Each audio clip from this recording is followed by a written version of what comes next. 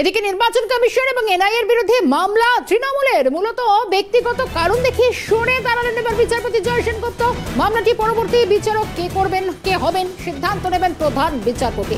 আপাতত মামলাটি বিচারহীন অবস্থা রয়েছে।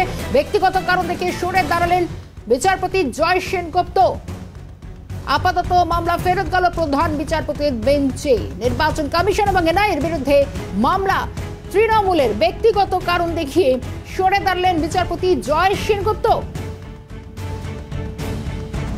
নির্বাচন কমিশন এবং এনআইএর বিরুদ্ধে মামলা তৃণমূলের। সরাসরি আমি এই মুহূর্তে আরো একবার অভিরূপার কাছে পৌঁছানোর চেষ্টা করবো। অভিরূপা, একেবারে ব্যক্তিগত কারণ দেখানো হচ্ছে, মামলা থেকে সরেই গেলেন বিচারপতি জয় সেনগুপ্ত। তাহলে কি মামলা আবার ফেরত গেল প্রধান বিচারপতির বেঞ্চে?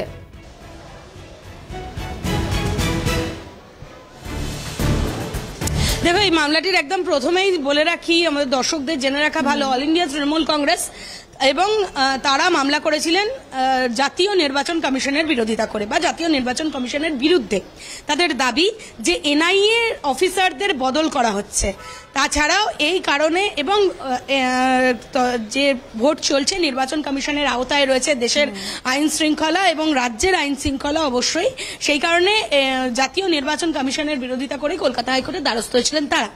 এই মামলার ক্ষেত্রে আদালতের কলকাতা হাইকোর্টের বিচারপতি জয় সেনগুপ্তর এজলাসে এই মামলাটি ছিল। আজকে শুনানিতে বিচারপতি জানান যে বিচারপতি এই মামলাটি গ্রহণ করছেন না বা এই মামলা থেকে তিনি ব্যক্তিগত কারণ দেখিয়ে সরে দাঁড়ালেন। এই মামলাটি তিনি নট হিয়ারিং, অর্থাৎ তিনি শুনবেন না বা তিনি এই মামলা থেকে বিরত থাকবেন, সেই কারণে তিনি এই মামলাটি প্রধান বিচারপতির কাছে পাঠিয়ে দিলেন।